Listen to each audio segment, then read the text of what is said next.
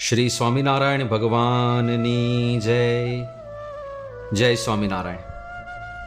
યુવાનીના ગીતમાં સત્સંગની રીત. આપણે બધા યુવાન છીએ, ઉર્જાથી સભર છીએ, અને ઉર્જાની સાથે સાથે, ઉત્સાહની સાથે સાથે જો સત્સંગ આપણા હૃદયમાં દ્રઢ થઈ જાય તો આપણું જીવન એ આખું આનંદથી ભરાઈ જાય, સોનામાં સુગંધ ભળી જાય. તો ખાસ યુવાન અવસ્થામાં આપણે સત્સંગની રીત આપણા ગીતની સાથે ઉમેરવાની છે.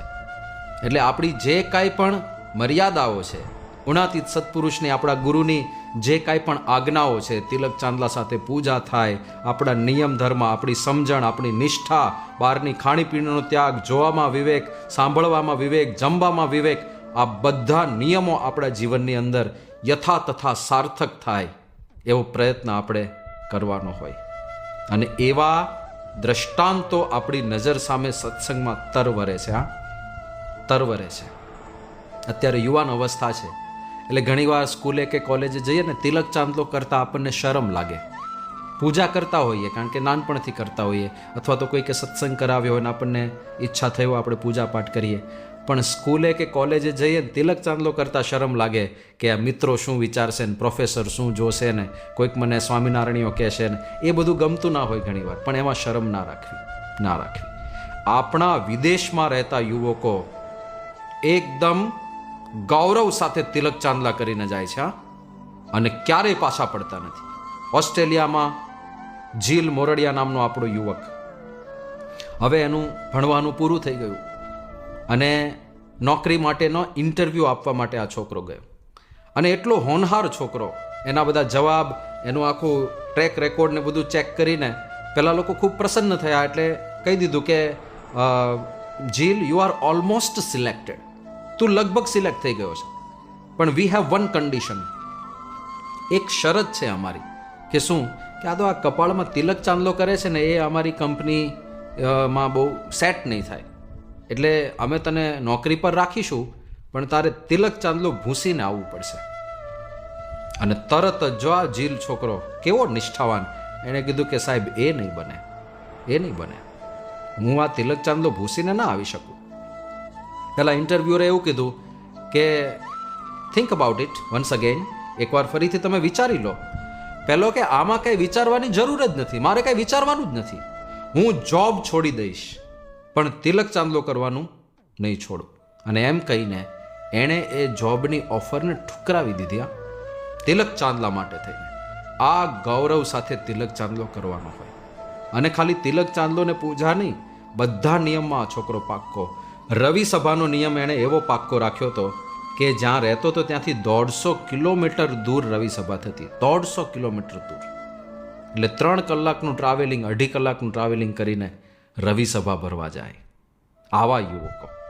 સાન હોસેનો આપણો યુવક ભગવત મહેતા બાસ્કેટબોલ ખૂબ સારું રમે, અને અમેરિકાની અંદર આ સ્પોર્ટ્સની મહત્તા બહુ. તો બાસ્કેટબોલ ટીમમાં આ સિલેક્ટ થયેલો છોકરો, અને ખૂબ સારું બાસ્કેટબોલ રમતો હતો. અને એક બહુ જ ઇમ્પોર્ટન્ટ ગેમ ચાલતી હતી.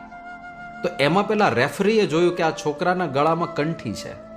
એટલે પેલા રેફરીએ બોલાવ્યો આને કે આ કંઠી કાઢી નાખ, આ ના ચાલે ગેમમાં. પેલો કે સાહેબ કંઠી તો રહેશે, કંઠી ના કાઢું હું. તો કે તો પછી you have to get out of the basketball team. તો તારે ટીમની બહાર નીકળી જવું પડશે. પહેલો કે મને મંજૂર થયું, હું ટીમની બહાર નીકળી જઈશ, હું રમવાનું છોડી દઈશ, પણ મારી કંઠી નહીં છોડું. કંઠી તો રહેશે જ ગળામાં. તો આપણો તિલક ચાંદલો, આપણી કંઠી, આપણી નિયમિત નિત્ય પૂજા, આ બધા આપણા નિયમો એવા જીવનમાં દ્રઢ હોય કે આવા કોઈ પ્રલોભનો આવે કે ભયસ્થાનો આવે એમાં પણ આપણી નિષ્ઠા ડગે નહીં. બહારનું ખાવા પીવાનું, સાદાઈથી રહેવાનું, બને તેટલો પ્રયત્ન કરવાનો છે. બહારનું તો જમાય જ નહીં. કેવું બને છે, કોણ બનાવે છે, કેવી વસ્તુ વપરાય છે, કેવી રીતે બને છે, ક્યાં આપણને કંઈ ખબર જ છે. એની શુદ્ધિની કે પવિત્રતાની પણ ક્યાં આપણને ખબર છે. એટલે બહારની ખાણીપીણી એ આપણા માટે નથી. અને એવા પણ યુવાનોના દ્રષ્ટાંતો છે. આપણે 1-2 કેસ સ્ટડી કરીએ. સંજયભાઈ પરીખ, આપણે જે સેન્ટ્રલ કન્સ્ટ્રક્શન વિભાગ છે BAPS સંસ્થાનો, એમાં સંજયભાઈ પરીખ સમર્પિત કાર્યકર તરીકે સેવા આપે છે. અને યુવાન અવસ્થા, તમારી જેટલી યુવાન અવસ્થા હતી ત્યારથી સમર્પિત છે. કેવા હોનહાર! આઈઆઈટીની અંદર એન્જિનિયર થયા છે 3 ગોલ્ડ મેડલ સાથે. તમને ખબર હશે આઈઆઈટીની મહત્તા શું છે. 3 ગોલ્ડ મેડલ સાથે એ ઉત્તીર્ણ થયા. અને આવા હોનહાર છતાં એમણે નક્કી કર્યું કે મારે બીએપીએસ સંસ્થામાં આજીવન સેવક સમર્પિત થઈ જવું છે. એમણે લગ્ન પણ ના કર્યા, લગ્ન પણ નથી કર્યા. આજીવન લેંગો જબ્બો પહેરવાનું નક્કી કર્યું. કોઈ કલરફુલ કપડાં નહીં, રોજ એક જ યુનિફોર્મ, લેંઘો જબ્બો. આટલી સાદાઈ, કેટલી નિષ્ઠા ને કેટલા ગૌરવ સાથે સત્સંગ કરતા હશે. તો હવે તો આપણા જે મંદિરો બને એમાં કન્સ્ટ્રક્શનમાં ઇન્વોલ્વ હોય છે. મધ્યપ્રદેશ સરકારે ઓમકારેશ્વરની અંદર શંકરાચાર્યજીની 108 ફૂટ ઊંચી પ્રતિમા બનાવવાનું નક્કી કર્યું. અને એના માટે એ બધા એન્જિનિયર શોધતા હતા કે કોને આ કોન્ટ્રાક્ટ આપી શકાય, કોને આના નિર્માણમાં જુદી જુદી જવાબદારીઓ સોંપી શકાય. અને એ નિમિત્તે એમણે સંજયભાઈ પરીખને પણ આમંત્રણ આપેલું. એટલે સંજયભાઈ પરીખ એ મિટિંગમાં ગયા. બહુ ઇમ્પોર્ટન્ટ મિટિંગ હતી, એકદમ હાઈ પ્રોફાઇલ મિટિંગ હતી. પણ સંજયભાઈ કેવી રીતે ગયા? એ જ જબ્બો ને એ જ લેંઘો, કોઈ ટાપ ટીપ નહીં, કાંઈ જ નહીં. કપાળમાં તિલક ચાંદલો, ચહેરા પર નિષ્ઠાનું ગૌરવ, અને લેંઘો જબ્બો પહેરીને ગયા. અને મિટિંગ બધી ચાલી. એમના વિચારો, એમનો અનુભવ એ બધું જોઈને તો બધા બહુ પ્રભાવિત થઈ ગયા. પછી વચ્ચે જમવાનો સમય થયો. એટલે આ લોકોએ કીધું કે સંજયભાઈ આપના જમવાની વ્યવસ્થા થઈ ગઈ છે, આપ ચિંતા નહીં કરતા. સંજયભાઈ તરત જ કહ્યું કે હું તો ટિફિન લઈને આવ્યો છું, મારી તમારે વ્યવસ્થા કરવાની જ નથી. તો પેલા લોકો કે આજે ટિફિન રહેવા દો, ગરમા ગરમ જમો, તાજું જ બને છે. તો અહીંયા ગરમા ગરમ જમી લો. અને ત્યારે એકદમ વિનમ્રતાથી સંજયભાઈએ કહ્યું કે હું બહારનું જમતો નથી, હું બહારનું નથી જમતો, હું ઘરેથી ટિફિન લઈને જ જાઉં છું. બધા આશ્ચર્યચકિત થઈ ગયા કે આવો નિયમ, બહારનું ખાતા જ નથી. કે પાણી? તો કે પાણી પણ હું સાથે જ લઈને ફરું છું, મારું જ પાણી. તો પછી તો બધા આયોજકોને બહુ રસ પડ્યો કે આ કેટલું અદ્ભુત વ્યક્તિત્વ છે. એ બધાને વધુ જાણવાની ઈચ્છા થઈ. અને ત્યારે બધાને ખબર પડી કે યુવાન હતા ત્યારથી સમર્પિત છે, આઈઆઈટીમાં 3 ગોલ્ડ મેડલ મળેલા છે, લગ્ન કર્યા નથી, એક જ ટાઈમ જમે છે વર્ષોથી. બપોરે એક ટાઈમ જમે, બાકી આખો દિવસ કાંઈ જ જમવાનું નહીં. બહારનું ખાતા પીતા નથી, ટીવી અને સિનેમા પણ જોતા નથી. અને આવી દ્રઢતા જ્યારે જોઈ બધા એકદમ અચંબિત થઈ ગયા કે શું દ્રઢતા છે, કેવા અદ્ભુત યુવક છે. અને આ આખો જે પ્રોજેક્ટ હતો એના જે મુખ્ય ભાઈ હતા આશીષભાઈ કુલકર્ણી, એ આ સંજયભાઈને જોઈને એવું બોલ્યા કે આ પ્રોજેક્ટ માટે અમને જો આવા 5 વ્યક્તિ મળી જાય ને સંજયભાઈ જેવા, તો અમારે બીજા કોઈની જરૂર નથી. તો આવી દ્રઢતા આપણા યુવકો રાખે છે. બીજો એક કેસ સ્ટડી જોઈએ. ગમે તેવા પ્રલોભનો આવે, ગમે તેવો ભય આવે, પણ આપણા નિયમોમાંથી વિચલિત ના થવું. કોઈ દિવસ વ્યસનો બાજુ ના જવું. કોઈ દિવસ કોઈ એવી વસ્તુ જે અભક્ષ્ય હોય એ આપણે ગ્રહણ ના કરાય. લેફ્ટનન્ટ કર્નલ મનીષભાઈ, આપણા ચુસ્ત સત્સંગી બંધુ, 2003ની અંદર આર્મીમાં એ હતા.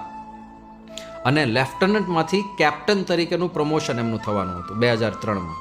લેફ્ટનન્ટમાં 2 સ્ટાર હોય, ખભા ઉપર જે પેલું હોય ને એમાં 2 સ્ટાર હોય, 2 તારોડિયા હોય. અને કેપ્ટનમાં 3 તારોડિયા હોય, એટલે 3જો સ્ટાર એનાયત કરવામાં આવે.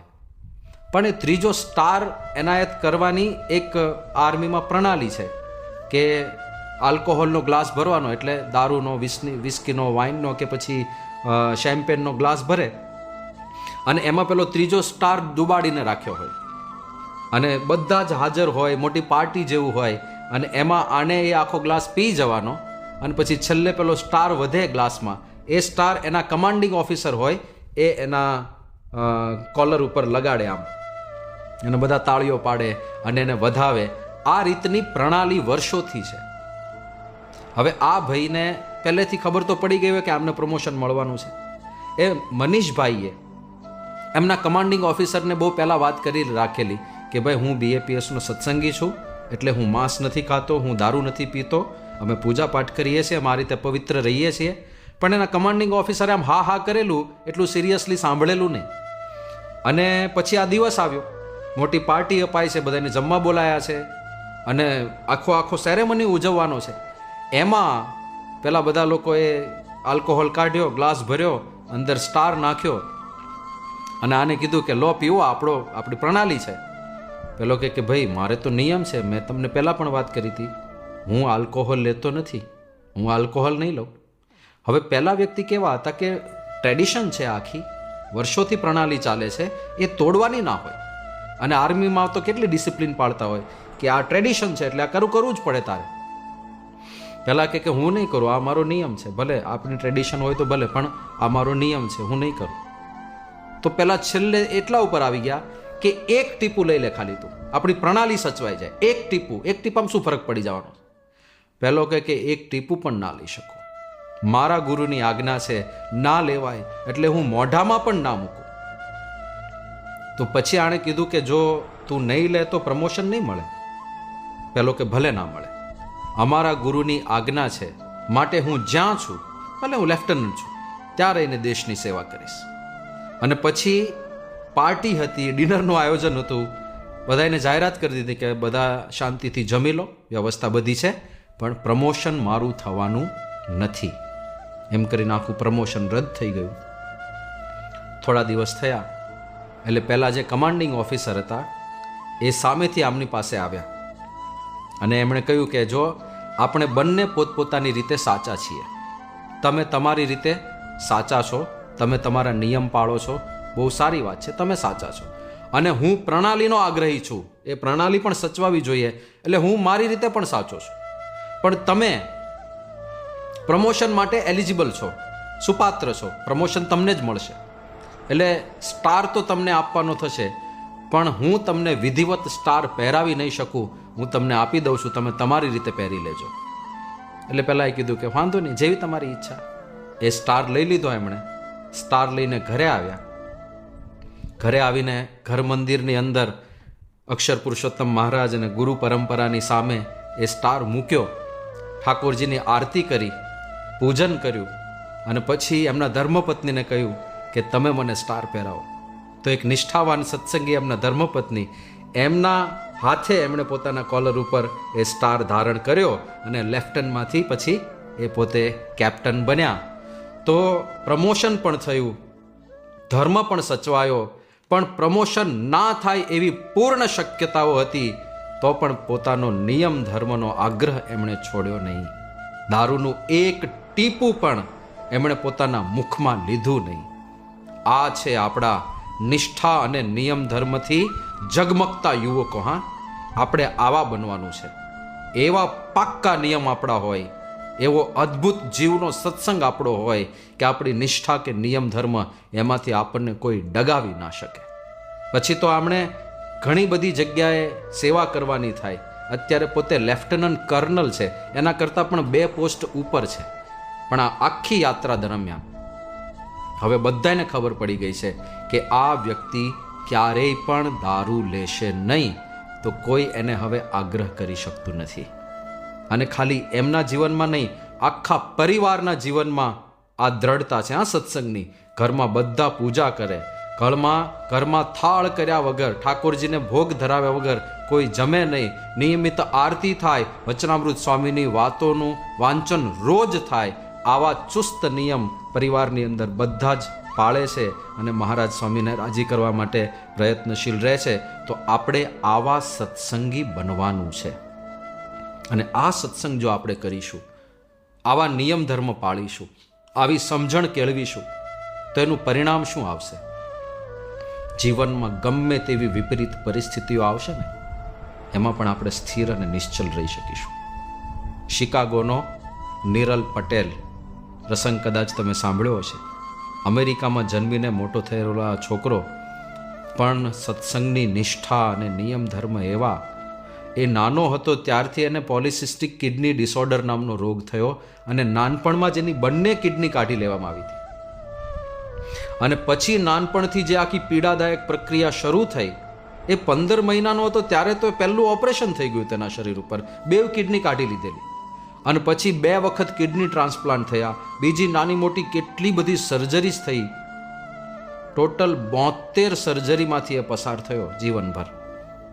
અને યુવાન અવસ્થામાં જે ધામમાં ગયો, પણ એની સમજણ એવી અદ્ભુત હતી, એને કોઈએ ક્યારેય દુઃખી જોયો નથી.